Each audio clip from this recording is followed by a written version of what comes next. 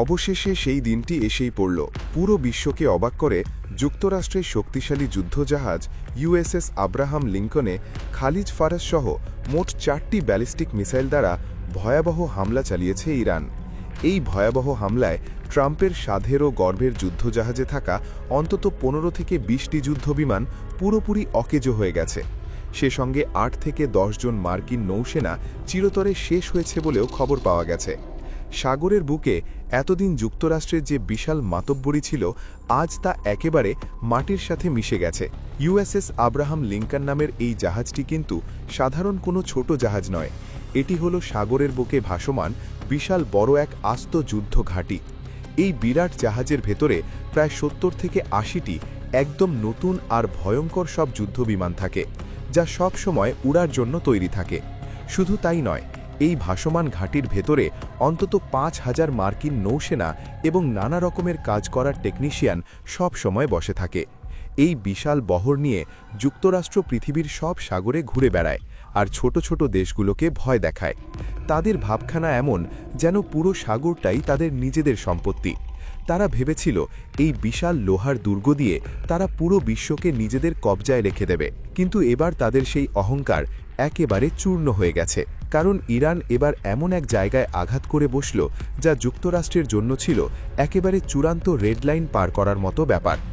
এত বড় আর শক্তিশালী একটি রণতরীতে আঘাত করার কথা এর আগে কেউ স্বপ্নেও ভাবতে পারেনি, কারণ সবাই জানে এমন একটি জায়গায় আঘাত লাগলে প্রচুর মার্কিন সেনা চিরতরে বিদায় নেবে এবং সাগরের জলেই তাদের বিশাল সমাধি হবে। কিন্তু ইরান সেই রেডলাইন পার করে পুরো বিশ্বকে দেখিয়ে দিল যে তারা যুক্তরাষ্ট্রের কোনো পরোয়া করে না। এমন কড়া এক উচিত শিক্ষা পেয়ে ট্রাম্প প্রশাসন এখন একেবারে রাগে ফুঁসছে। হোয়াইট হাউসের ভেতরে এখন চরম শোরগোল চলছে। ইরানের এই দুঃসাহসিক কাজ দেখে যুক্তরাষ্ট্রের বড় বড় জেনারেলদের একেবারে ঘাম ছুটিয়ে দিচ্ছে। ট্রাম্প প্রশাসনের এখন একেবারে ঘুম হারাম অবস্থা। তারা ভাবতেই পারছে না যে তাদের এত সাধের জাহাজে কেউ এমন নিখুঁতভাবে সাইজ করে দিল।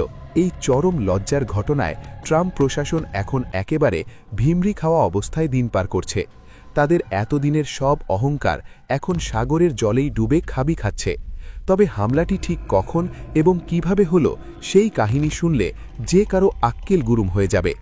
দক্ষিণ চীন সাগর থেকে যাত্রা করে এই মার্কিন রণতরীটি অনেক বড় শয়তানি চাল নিয়ে ইরানের দিকে এগিয়ে আসছিল। তারা ইরানের উপকূল থেকে প্রায় 800 কিলোমিটার দূরে ঘাপটি মেরে বসেছিল। তাদের কুবুদ্ধি ছিল যে এত দূর থেকে তারা ইরানের ওপর চাপ তৈরি করবে আর সুযোগ বুঝে আঘাত হানবে। কিন্তু যখন তারা বুঝতে পারল যে সামনের পরিস্থিতি মোটেও ভালো নয়, তখন তারা একেবারে লেজ গুটিয়ে পালানোর ধান্দায় ছিল। তারা মনে মনে ভেবেছিল 800 কিলোমিটার দূরে থাকায় কেউ তাদের টিকিও ছুঁতে পারবে না। খুব সহজেই তারা সাগরের জল কেটে নিজেদের নিরাপদ জায়গায় লুকিয়ে পড়বে। কিন্তু তাদের এই নড়বড়ে চিন্তাভাবনা একেবারে ছাই দিয়ে ধরা পড়ে গেল, কারণ ঠিক এই সময় পর্দার আড়ালে মাস্টারমাইন্ড হিসেবে হাজির হয় চীন।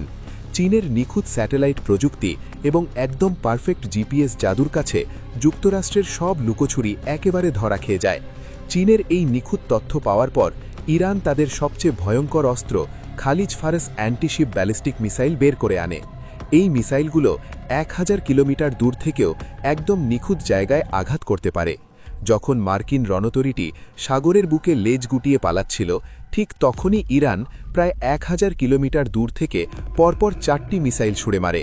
চোখের পলকে এই মিসাইলগুলো যেন আকাশ থেকে একেবারে জমদূত হয়ে নিচে নেমে আসে। অন্যদিকে মার্কিন জাহাজের রাডার আর এত দামি দামি সব যন্ত্র এই মিসাইলের গতি ধরতেই পারেনি। ইরানের ছোড়া 4টি মিসাইলের মধ্যে অন্তত 2টি মিসাইল একেবারে নিখুঁতভাবে ইউএসএস আব্রাহাম লিঙ্কনের ওপর সজোরে আঘাত হানে, আর এক মুহূর্তেই যুক্তরাষ্ট্রের সব অহংকার যেন সাগরের জলে চরম নাকানি চুবানি খেতে শুরু করে। চীনের এই পেছনের মাস্টারমাইন্ড সাহায্য এবং ইরানের এমন সাহসী চাল দেখে যুক্তরাষ্ট্র একেবারে আকাশ থেকে পড়েছে।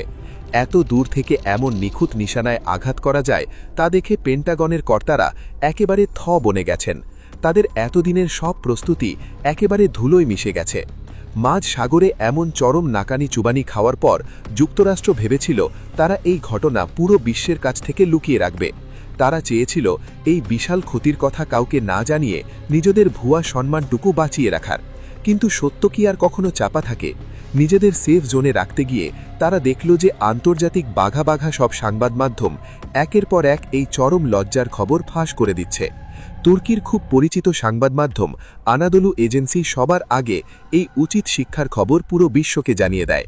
এরপর ইসরায়েলের পত্রিকা দ্য টাইমস অফ ইসরায়েল এবং জাপানের ইউরেশিয়ান টাইমস পত্রিকাও এই খবরের সত্যতা একেবারে স্বীকার করে নেয়। এমনকি যুক্তরাষ্ট্রের নিজেদের সবচেয়ে বড় সংবাদ মাধ্যম CNN পর্যন্ত এই খবর প্রচার করতে বাধ্য হয়। বিশ্বের বাঘা বাঘা সব মাসলিক বিশেষজ্ঞরা এই ঘটনা দেখে রীতিমতো বনে গেছেন। তারা অবাক হয়ে বলছেন যে কিভাবে যুক্তরাষ্ট্রের এত দামি প্রযুক্তি ইরানের একটি মিসাইলের কাছে এমন চরমভাবে ফেল মারল। অন্যদিকে চীন সরাসরি কোনো স্যাটেলাইট ছবি প্রকাশ করেনি, কারণ তারা খুব চতুর একটি চাল চেলেছে। তারা সরাসরি প্রমাণ না দিয়ে তাদের দেশের পত্রিকা সিনহুয়া নিউজের মাধ্যমে এই ব্যাপক ক্ষতির খবর পুরো বিশ্বে ছড়িয়ে দিয়েছে। সিনহুয়া নিউজ একেবারে পরিষ্কার করে জানিয়ে দিয়েছে যে মার্কিন রণতরী আব্রাহাম লিঙ্কনের খুব বাজে রকমের ক্ষতি হয়েছে।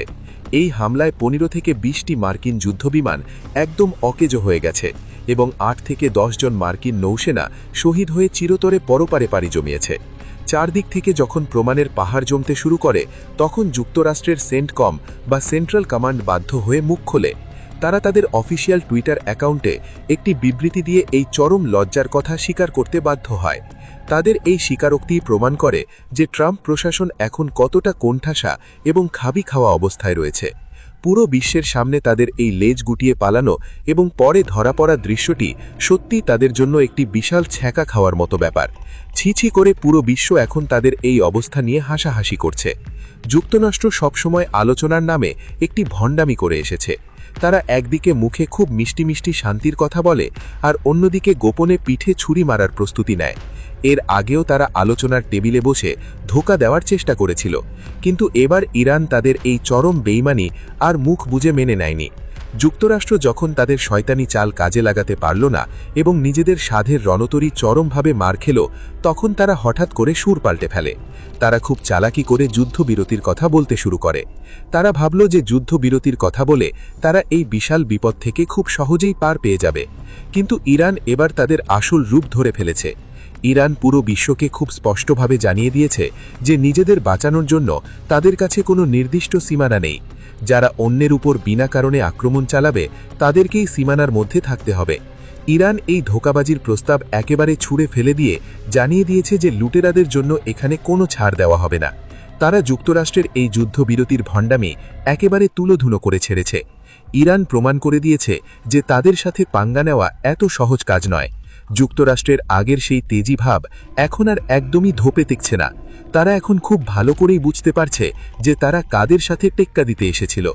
ইরান তাদের দেশের সম্মান রক্ষায় যে কোনো দূর পর্যন্ত যেতে পারে এবং তারা বেঈমানদের উচিত শিক্ষা দিতে একটুও পিছপা হবে না। যুক্তরাষ্ট্রের এই চতুর চালগুলো এখন তাদের নিজেদের গলাতেই কাঁটায় বিঁধছে। আলোচনার নামে ধোঁকা দেওয়ার দিন এখন চিরতরে শেষ হয়ে গেছে। এখন আর তাদের কোনো চালাকি ইরানের কাছে পাত্তা পাচ্ছে না। সব মিলিয়ে আসল খেলা যেন এবার কেবল শুরু হলো। সাগরের বুকে যে দারুণ দাবার চাল ইরান দিয়েছে, তাতে তারা পুরোপুরি কেল্লাফতে করে ফেলেছে।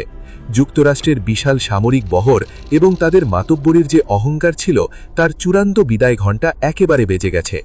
এতদিন যারা পুরো বিশ্বকে ভয় দেখিয়ে নিজেদের কবজায় রেখেছিল, আজ তারা নিজেরাই চরম আতঙ্কের মধ্যে দিন পার করছে। এখন পুরো বিশ্বের নজর শুধু এই দিকেই আটকে আছে যে যুক্তরাষ্ট্র তাদের এই বিশাল বহর আর একেবারে নড়বড়ে শক্তি নিয়ে আর কতবার সাগর থেকে পালাতে বাধ্য হয়। তাদের এই চরম লজ্জা আর পালানোর কাহিনী সবাইকে অবাক করে দিয়েছে। ইরান প্রমাণ করেছে যে সঠিক বুদ্ধি আর সাহস থাকলে পরাশক্তিকেও একেবারে সাইজ করা যায়। দাবার বোর্ডে ইরান যে অসাধারণ চাল দিয়েছে, তাতে যুক্তরাষ্ট্রের এখন শুধু পিছু হাঁটার পালা। সাগরের বুকে তাদের এই চরম পরাজয় প্রমাণ করে দিয়েছে যে অন্যায় করে বেশি দিন পার পাওয়া যায় না। যুক্তরাষ্ট্রের এই চরম লজ্জার ঘটনা এখন সারা বিশ্বের মানুষের মুখে মুখে ঘুরছে। তারা নিজেদের যে কত বড় ক্ষমতাশালী মনে করত, তা এখন সবার সামনে একেবারে পরিষ্কার হয়ে গেছে। আগামী দিনে এই ঘটনার জেরে যুক্তরাষ্ট্রের অবস্থা আরও কতটা খারাপ হয়, সেটাই এখন দেখার বিষয়।